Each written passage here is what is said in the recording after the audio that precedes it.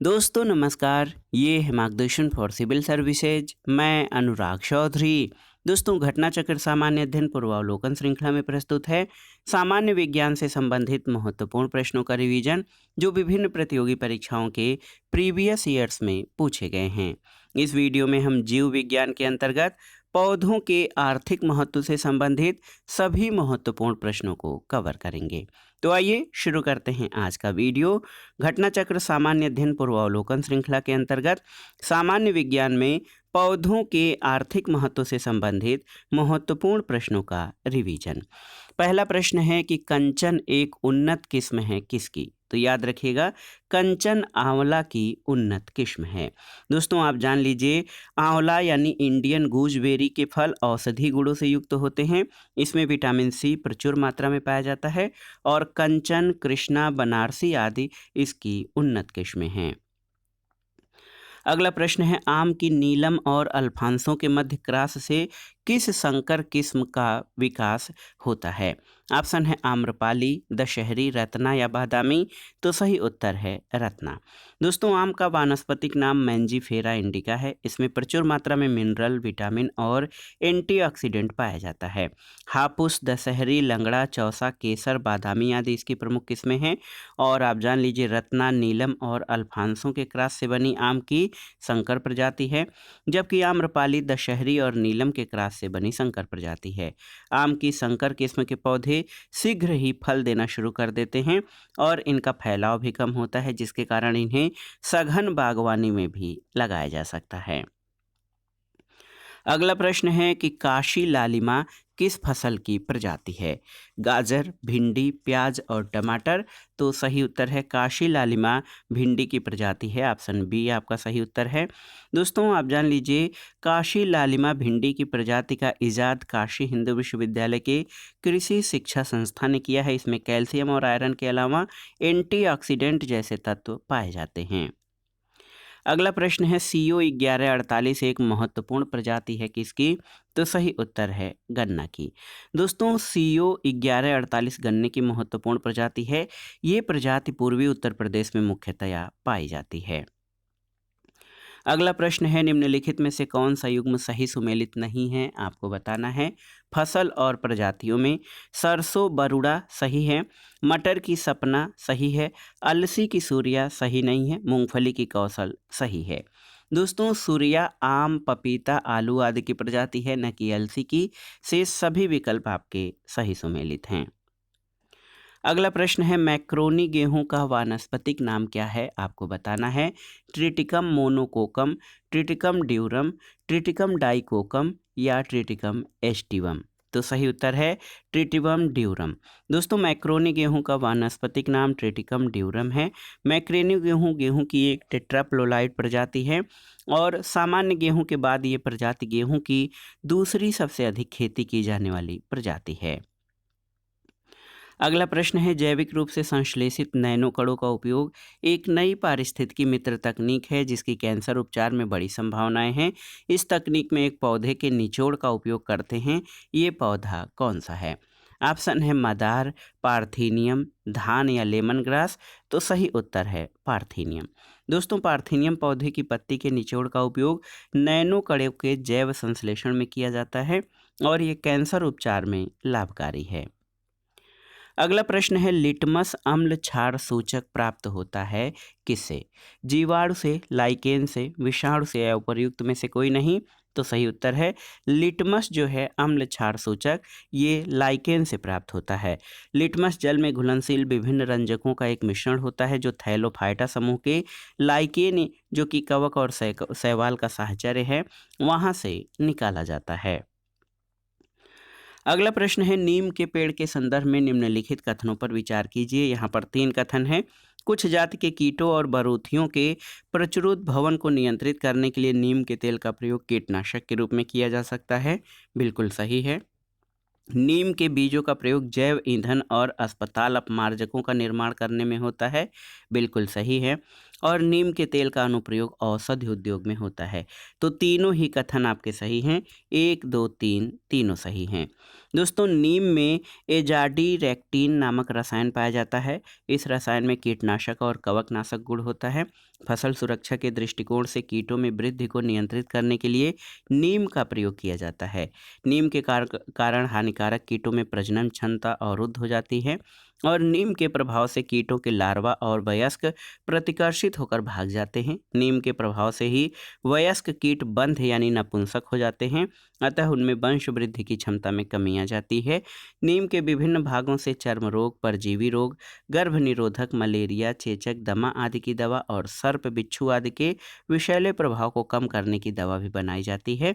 प्रमुख वनस्पति प्रजातियां जिनसे बायोडीजल का उत्पादन किया जाता है उसमें जैट्रोपा, करंजा, नागचंपा और नीम इत्यादि हैं। अगला प्रश्न है, पाइन, फर, स्प्रूस, सेडार, लार्च और साइप्रस आदि मशहूर लकड़ी उत्पादक पौधों में से बहुत से भारत के पहाड़ी क्षेत्रों में पाए जाते हैं। ये सभी क्या कहलाते हैं? तो सही उत्तर है, ये सभी अनावृत बीजी पौधे कहलाते हैं। दोस्तों, आप जान लीजिए, पाइन, फर, स्प्रूस, सेडार, लार्च और साइप्रस आदि मशहूर लकड़ी उत्पादक पौधे हैं। ये पर्वतीय वन के अंतर्गत पाए जाने वाले कोड़धारी वृक्ष हैं और ये सभी जिम्नोस्पर्म यानी अनावृतबीजी पौधे कहलाते हैं। अगला प्रश्न है, निम्नलिखित में से कौन सी औषधीय फसल है? आपको बताना है। गन्ना, घृतकुमारी, कपास या महुआ? तो सही उत्तर है घृतकुमारी। दोस्तों, घृतकुमारी या एलोवेरा एक औषधि पौधा है। गन्ना और कपास नकदी फसलें हैं।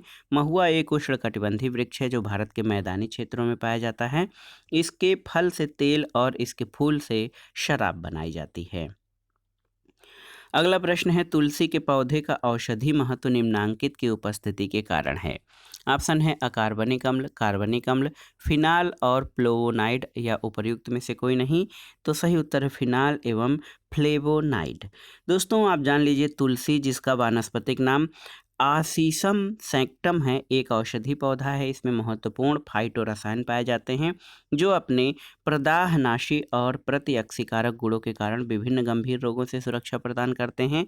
तुलसी के पत्ते के अर्क में फ्लेवोनाइड, सैपोनिन, ग्लाइकोसाइड, फिनाल आदि उपस्थित होते हैं जो इसके औषधीय गुणों में वृद्धि करते हैं। अगला प्रश्न है, ताड़ तेल यानी पाम ऑयल के संदर्भ में निम्नलिखित कथनों पर विचार कीजिए। ताड़ तेल वृक्ष दक्षिण पूर्व एशिया में प्राकृतिक रूप से पाया जाता है, ये सही नहीं है। ताड़ तेल लिपस्टिक और इत्र बनाने वाले कुछ उद्योगों के लिए कच्चा माल है और ताड़ तेल का उपयोग जैव डीजल के उत्पादन में भी किया जा सकता है। तो एक नहीं सही है, 2 और 3 सही हैं। ऑप्शन बी आपका सही उत्तर हो जाएगा। दोस्तों, ताड़ का तेल पश्चिमी अफ्रीका का मूल पौधा है, न कि दक्षिण पूर्व एशिया का। कथन एक गलत हो जाएगा।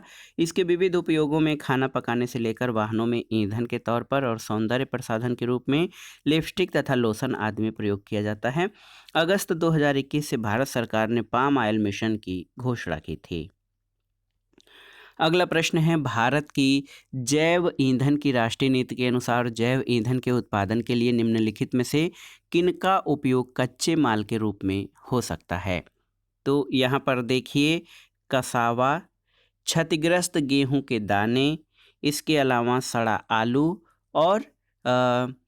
आलू और चुकंदर। तो 1, 2, 5, 6 ऑप्शन ए आपका सही उत्तर हो जाएगा।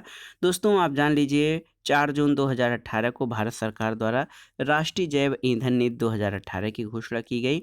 कच्चे तेल के आयात में कमी लाना और घरेलू स्तर पर जैव ईंधन के उत्पादन को बढ़ाना इस नीति का प्रमुख उद्देश्य है। इसके अनुसार जैव ईंधन के रूप में एथेनॉल के उत्पादन के लिए गन्ने का रस, चुकंदर, मकई, कसावा, सड़े हुए आलू और क्षतिग्रस्त अनाज जैसे गेहूं, चावल आदि का उपयोग कच्चे माल के रूप में हो सकता है। अगला प्रश्न है, कैनोला मानव उपभोग के लिए उगाई गई विशिष्ट प्रकार की तिलहन सरसों की किस्मों को निर्दिष्ट करता है। इन किस्मों की मुख्य विशेषता क्या है? तो सही उत्तर है, इनके तेल में इरूसिक अम्ल की बहुत अल्प मात्रा होती है। दोस्तों, कैनोला खाद्य तेल का एक प्रकार है जिसे प्राथमिक तौर से कीथ डाउनी और बाल्डर स्टीफेंसन द्वारा 1970 में कनाडा में उत्पन्न किया गया था। कैनोला के बीजों का उपयोग खाद्य तेल के उत्पादन में होता है, जो मानव उपभोग के लिए अनुकूल है, क्योंकि इसमें पारंपरिक रेपसीड की तेलों की तुलना में इरूसिक एसिड की मात्रा कम होती है और इरूसिक एसिड की काफ़ी कम मात्रा के अतिरिक्त इसके पोषक गुण भी अधिक होते हैं। अगले प्रश्न पर आते हैं। निम्नलिखित कथनों पर विचार कीजिए। यहाँ पर आप देख सकते हैं कि कुल 5 कथन दिए गए हैं। इसमें आपको बताना है कि कौन से कथन सही हैं। तो मोरिंगा सहजन एक फलीदार सदापहाड़ी वृक्ष है, सही नहीं है। इमली का पेड़ दक्षिण एशिया का स्थानिक वृक्ष है, सही नहीं है। भारत में अधिकांश इमली लघु वन उत्पाद के रूप में संग्रहित की जाती है, बिल्कुल सही। भारत इमली और मोरिंगा के बीज निर्यात करता है, सही है। मोरिंगा और इमली के बीजों का उपयोग जैव ईंधन के उत्पादन में किया जाता है, बिल्कुल सही है। तो यहाँ पर 3, 4 और 5 आपके सही हो जाएंगे। ऑप्शन बी सही उत्तर है। दोस्तों, भारत में इमली को ज़्यादातर लघु वनोपज के रूप में एकत्र किया जाता है। भारत इमली और मोरिंगा के बीज अमेरिका, जर्मनी, चीन, कनाडा, दक्षिण कोरिया आदि देशों को निर्यात करता है। इन बीजों का उपयोग बायोफ्यूल के रूप में भी किया जाता है। अगला प्रश्न है, निम्नलिखित फलीदार पौधों में कौन पेट्रोपादप भी है? तो सही उत्तर है करंज। दोस्तों, करंज का जैव वैज्ञानिक नाम पोगैमिया पिनेटा है और इसके बीजों से पोगैमिया तेल प्राप्त होता है, जो कि बायोडीजल का एक स्रोत है। अगला प्रश्न है, वह पौधे जिन्हें सामान्य तौर पर पेट्रोक्राप्स के रूप में जाना जाता है, वो धनी होते हैं किसमें? तो पेट्रोकार्प्स दोस्तों आप जान लीजिए कि हाइड्रोकार्बन और लिपिड।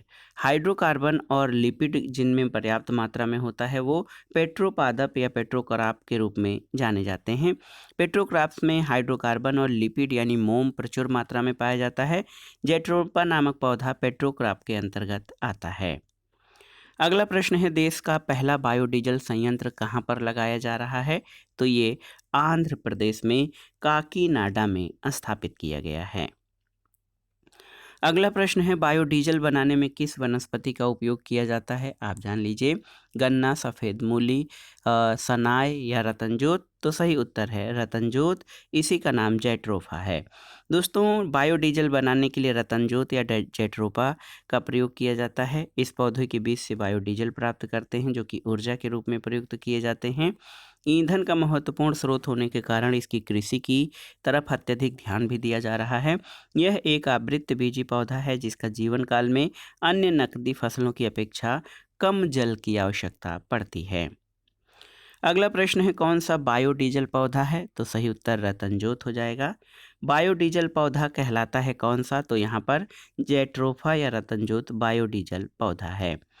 अगला प्रश्न है, ऊर्जा के वैकल्पिक स्रोतों के संदर्भ में एक व्यवहार्य जैव ईंधन इथेनॉल इनमें से किससे प्राप्त किया जाता है? तो इथेनॉल दोस्तों गन्ना से प्राप्त किया जाता है। गन्ना और मक्का से व्यवहार्य बायोफ्यूल इथेनॉल प्राप्त किया जाता है। अगला प्रश्न है, सीरा अति उत्तम कच्चा माल है किसके लिए? आपको बताना है। ऑप्शन है देखिए, एसिटिक एसिड के लिए, ग्लिसरीन के लिए, पावर एल्कोहल के लिए या यूरिया के लिए।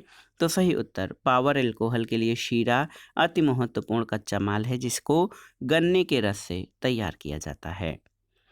अगला प्रश्न है, चिलगोजा किस प्रजाति के बीज से प्राप्त होता है? तो ये है पाइन से। पाइन जिरार्डियाना, पाइनस जिरार्डियाना पाइन का जैव वैज्ञानिक नाम है। चिलगोजा में कार्बोहाइड्रेट और प्रोटीन की अधिकता होती है और ये पाइन के बीज से प्राप्त होता है।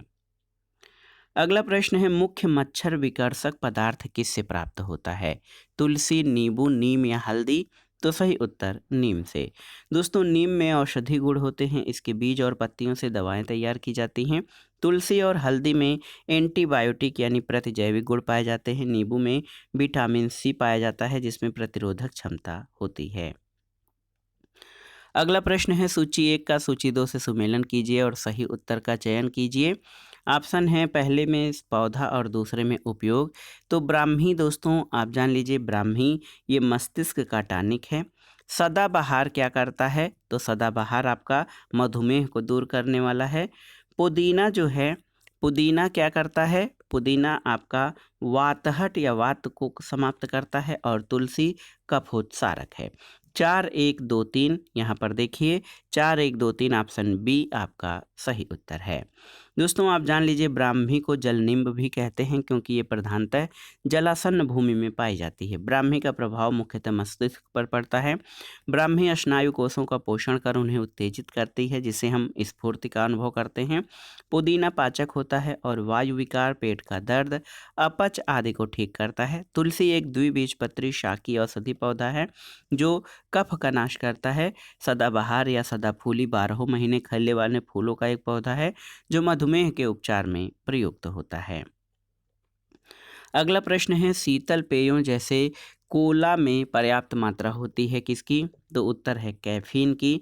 शीतल पेय यानी कोल्ड ड्रिंक जैसे कोला में कैफीन नामक एल्केलाइड की पर्याप्त मात्रा होती है। निकोटीन तंबाकू की पत्तियों से प्राप्त होता है जबकि टैनिन कच्चे फलों में अधिक पाए जाते हैं, जबकि रेनिन एक एंजाइम है जो कि शिशुओं में दुग्ध को पचाता है।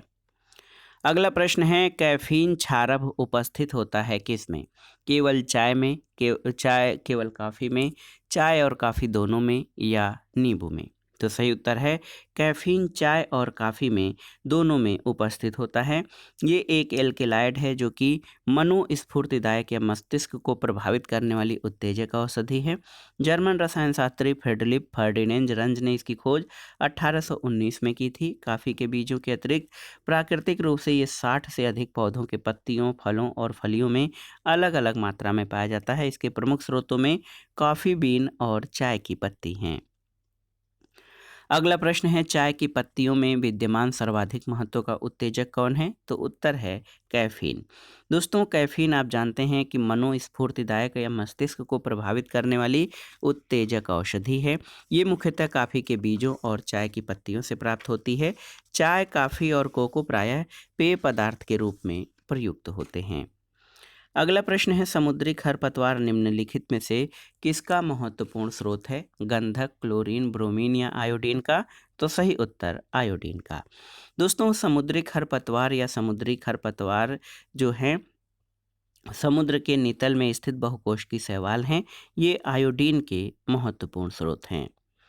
अगला प्रश्न है निम्नलिखित पर विचार कीजिए कपूर, कासनी और वनीला इनमें से कौन से पादप उत्पाद हैं? तो सही उत्तर हैं ये तीनों ही। दोस्तों कपूर सिनामोमम कैम्फोरा नामक वृक्ष की लकड़ी से बनाया जाता है जो एशिया में पाया जाने वाला सदाबहार वृक्ष है। कासनी या चिकोरी एक जंगली हर्बल पौधे से प्राप्त होता है जो यूरोप, उत्तरी अमेरिका और ऑस्ट्रेलिया में प्राकृतिक रूप से सड़कों के किनारे उगा हुआ पाया जाता है। और वनीला आर्किड फैमिली के पेड़ों से पाया जाता है जिसकी कई प्रजातियां अमेरिका, एशिया, न्यू गुयेना और पूर्वी अफ्रीका में पाई जाती हैं। अगला प्रश्न है कुट्टू का आटा प्राप्त होता है किससे? तो उत्तर है फैगोपाइरम से। दोस्तों कुट्टू का आटा बकव्हीट नामक पौधे से प्राप्त होता है। इसका वानस्पतिक नाम फैगोपाइरम एस्क्यूलेंटस होता है। अगला प्रश्न है केसर मसाला या सैफरन स्पाइस बनाने के लिए पौधों का कौन सा भाग उपयोग किया जाता है? तो सही उत्तर है वर्तिकाग्र यानी स्टिग्मा। दोस्तों सैफरान क्रोकस नामक पौधे के फूल के वर्तिका और वर्तिकाग्र से केसर मसाला प्राप्त होता है। अगला प्रश्न है पुदीना के निम्नलिखित भागों में किस एक में तेल का अधिकतम प्रतिशत पाया जाता है? जड़, तना, पत्ती या पुष्प? तो सही उत्तर है पुदीना के पत्ती में तेल का अधिकतम प्रतिशत पाया जाता है। पुदीना अर्क या मेंथाल तेल मुख्यतः पुदीने की पत्तियों के भाप आसवन से प्राप्त किया जाता है। इसका वैज्ञानिक नाम मेंथा आर्वेंसिस होता है। अगला प्रश्न है निम्नलिखित में से कौन सा पदार्थ वृक्ष से प्राप्त किया जाता है? हींग, शिलाजीत, सुहागा या उपर्युक्त में से कोई नहीं? तो सही उत्तर है हींग। दोस्तों हींग जो है एसाफोटिडा जो है पौधों से प्राप्त किया जाता है। ये जिस पौधे से प्राप्त की जाती है वो अम्बेली फेरी कुल से संबंधित है। फेरुला एसाफोटिडा, फेरुला फोटिडा, फेरुला रूब्रिकालिस आदि के जड़ों से प्राप्त लेटेक्स को सुखाकर और राइजोम से हींग प्राप्त होती है। अम्बेली फेरी को एपिएसी कुल के नाम से भी जानते हैं। अगला प्रश्न है सूची 1 का सूची 2 से सुमेलन कीजिए और दिए गए कोड से सही उत्तर का चयन करिए। अफीम जो है ये फल से प्राप्त होता है। हींग जड़ से प्राप्त होती है। रबर रबर तो ये तना से प्राप्त होता है और कुनैन छाल से प्राप्त होती है। तो आप देखिए 3, 2, 4, 1, 3, 2, 4, 1 यहाँ पर सही उत्तर ऑप्शन बी आपका सही उत्तर हो जाएगा। अगला प्रश्न है दोस्तों, हींग प्राप्त की जाती है कैसे? तो हींग आप जान लीजिए तने के स्राव से और दूसरा जड़ों के निष्कर्षण दोनों से प्राप्त की जाती है। इसमें ए और बी दोनों ही सही उत्तर हो जाएंगे। दोस्तों हींग जिस पौधे से प्राप्त की जाती है वो अम्बेली फेरी कुल से संबंधित है। इस पौधे के राइजोम जो कि एक प्रकार का तना और जड़ों से प्राप्त किया जाता है और यूपी कमीशन द्वारा इसमें ऑप्शन बी जड़ों के निष्कर्षण को सही माना गया है। अगला प्रश्न है कुनैन जो मलेरिया के लिए एक प्रमुख औषधि है वो प्राप्त होती है कैसे? तो सही उत्तर है आवृतबीजी पौधे से। कुनैन या क्विनीन मलेरिया के उपचार के लिए प्रमुख औषधि है जिसे सिनकोना नामक पौधे की छाल से प्राप्त किया जाता है। ये पौधा एक आवृतबीजी पादप है। कुनैन एक प्राकृतिक श्वेत क्रिस्टली एल्केलाइड है जिसका स्वाद तीखा होता है। इसका उपयोग जोड़ों के दर्द और प्रियान से उत्पन्न रोगों के उपचार में किया जाता है। अगला प्रश्न है मलेरिया रोग की प्रभावी औषधि कुनैन का निष्कर्षण किया जाता है कहाँ से?